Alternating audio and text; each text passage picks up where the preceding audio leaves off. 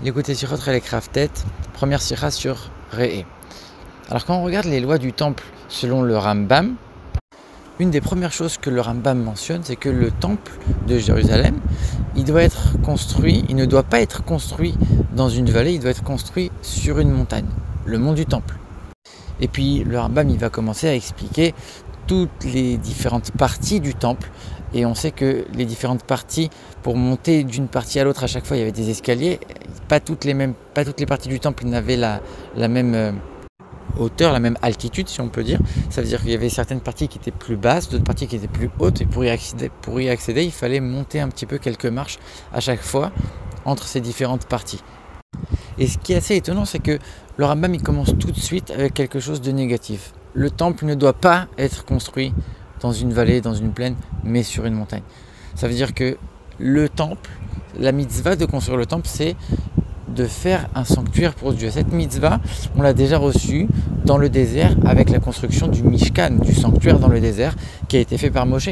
Donc ça veut dire que c'est la même mitzvah, c'est la continuité, c'est la prolongation.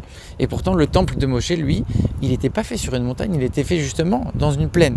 Et ici, au lieu de chercher les points communs avec cette mitzvah qui a déjà été accomplie dans le désert par Moshe, tu viens tout de suite montrer quelque chose de différent. Comment ça se fait?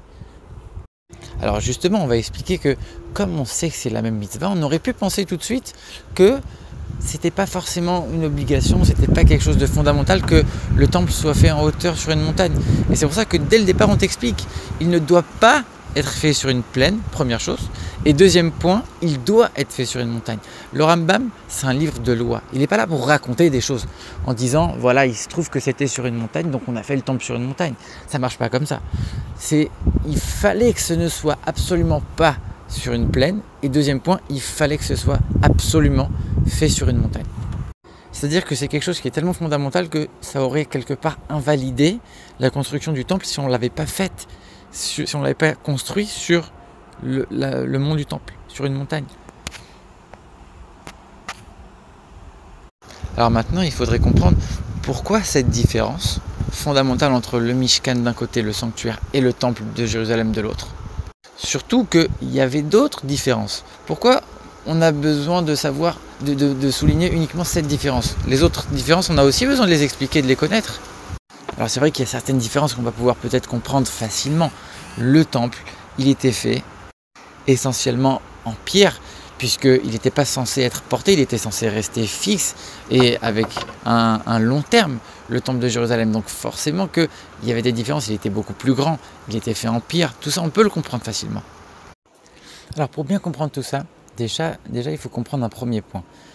Les différents niveaux qu'on expliquait dans le temple, on a dit il y avait plusieurs niveaux, il fallait monter des marches pour gravir une partie du temple après l'autre. Ça correspond à des niveaux de sainteté. C'est-à-dire que plus on s'élève, plus on monte, plus le niveau de sainteté est élevé. Et donc les parties du temple qui sont les plus élevées, avec la plus haute altitude si on peut dire, eux sont les parties les plus saintes du temple. Alors pourquoi c'est important de souligner ça? Parce que dans le temple de Jérusalem, ce qui était important, c'était l'endroit du temple, le sol du temple. Parce que le temple de Moshe, le sanctuaire dans le désert, il était portatif, il était monté et démonté à chaque fois, et il changeait d'endroit en permanence. Donc ça veut dire que l'endroit lui-même n'était pas sanctifié. Ce qui était sanctifié, c'était les éléments du temple, les poutres, les tentures, ce qui allait constituer le temple lui-même. Mais le sol, l'endroit sur lequel le temple était monté, il n'était pas sanctifié. Ça veut dire que dès qu'on démontait le temple, le sanctuaire, et qu'on l'amenait autre part, l'endroit où avait été pendant un certain moment le sanctuaire, il n'était pas sanctifié, il n'est pas devenu saint. C'est un petit peu comme le mont Sinaï. Une fois que le don de la Torah a été terminé, a été effectué, le mont Sinaï n'est pas devenu saint pour autant. Alors que le temple de Jérusalem, c'est l'endroit qui en lui-même possède une sainteté intrinsèque. C'est l'endroit que Dieu a choisi, que Dieu a désigné. Et c'est pour ça que même avant la construction du deuxième temple, par exemple, on a déjà commencé à apporter les sacrifices avant même la fin de la construction du temple. Ça veut dire que c'est l'endroit lui-même qui permettait d'avoir un certain niveau de sainteté, qui permettait d'effectuer certains services. C'est l'endroit lui-même, c'est pas les éléments de la construction, c'est l'endroit en tant que tel. Et maintenant on comprend pourquoi le Rambam il souligne tellement que le temple il devait être fait sur une montagne et pas sur une plaine. Et il va expliquer en détail qu'il y avait plusieurs niveaux d'altitude, plusieurs niveaux de hauteur à l'intérieur même de ce temple. Pourquoi? Parce que une des caractéristiques essentielles de ce temple, c'était l'endroit. C'était ça qui était fondamentalement différent du sanctuaire dans le désert qu'on transportait à chaque fois. Le temple, ce qui est important, c'est l'endroit. Et donc ça veut dire que la sainteté doit s'exprimer, doit se révéler à travers l'endroit. Donc on va faire ça sur une montagne pour montrer que c'est un endroit élevé, c'est un endroit sacré, c'est l'endroit lui-même qui est élevé, qui représente un niveau élevé de sainteté. Et dans le temple lui-même, il y a plusieurs niveaux, il y a des endroits qui sont plus élevés, d'autres qui sont plus bas, parce que l'endroit lui-même doit refléter la sainteté qu'il représente, puisque c'est l'endroit qui est sanctifié. C'est pas uniquement les pierres, c'est l'endroit lui-même, donc ça doit refléter à 100% cette distinction, cette différence de sainteté. Alors que comme le sanctuaire, lui, il n'imprégnait pas l'endroit, on ne pouvait pas faire différentes parties, différentes hauteurs dans le sanctuaire, puisque de toute façon, l'endroit lui-même n'était pas sanctifié à travers ça. Donc l'endroit n'avait pas d'importance. Donc il était fait dans une plaine et il n'y avait pas de différence. Dans le temple, justement, ce qui est important, c'est l'endroit lui-même, et c'est ça qu'on va souligner quand le Rambam va dire on doit le faire sur une montagne. C'est l'endroit lui-même qui va représenter ce niveau de sainteté qui est important.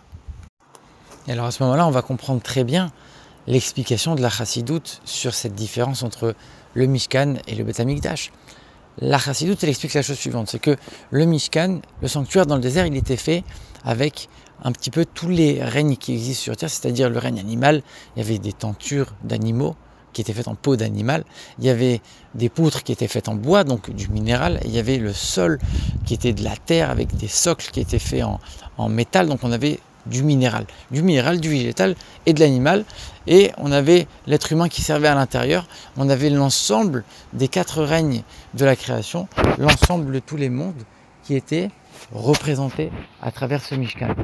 Alors que le Beth Amikdash s'était fait essentiellement en pierre, ça veut dire que ici on ne cherchait pas à représenter, on cherchait à montrer, regarde, l'essentiel c'est d'imprégner et d'atteindre les niveaux de matérialité les plus bas, les plus grossiers, et de les imprégner de sainteté.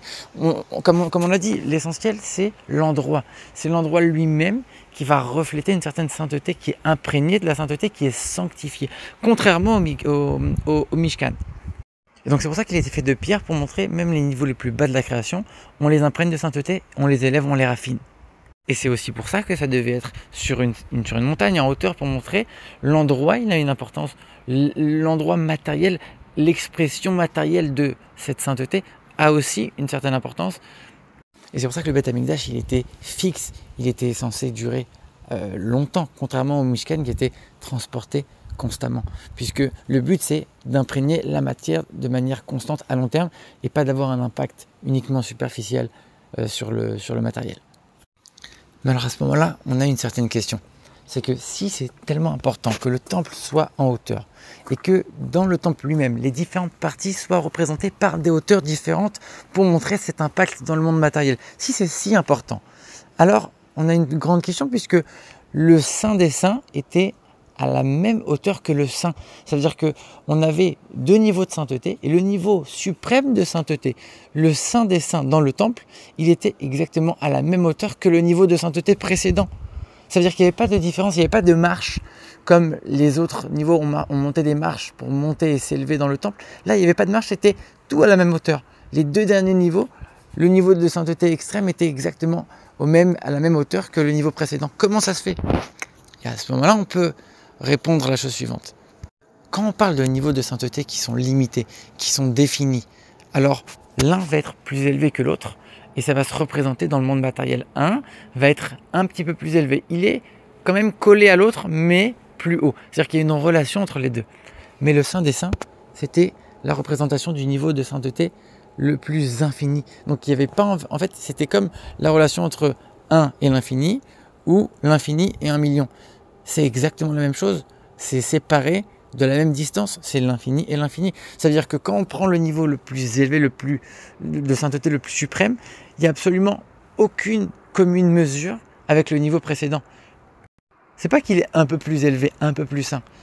il n'a rien à voir, il est dans une autre dimension complètement. Et donc le représenter seulement par quelques marches supérieures, c'est pas du tout suffisant, c'est pas du tout représentatif, et donc ça valait même pas la peine de montrer une certaine hauteur différente et quelques marches qui vont représenter ce niveau de sainteté un peu au-dessus. Au contraire, c'est infiniment plus élevé, et donc on n'a rien représenté, on l'a mis exactement à la même hauteur.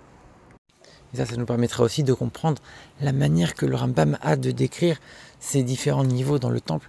Il disait, quand un homme marche, il va monter quelques marches. Après, il avance encore et il monte encore quelques marches. Et au lieu de dire, ce niveau est plus élevé que l'autre, il parle d'un homme qui monte, le cheminement d'un homme, comme pour dire, en vérité, ici, on parle d'une élévation de l'homme lui-même, à travers ces différents niveaux. Et quand on parle du Saint des Saints, c'est le même niveau. Ça veut dire que là, c'est l'annulation complète de l'homme.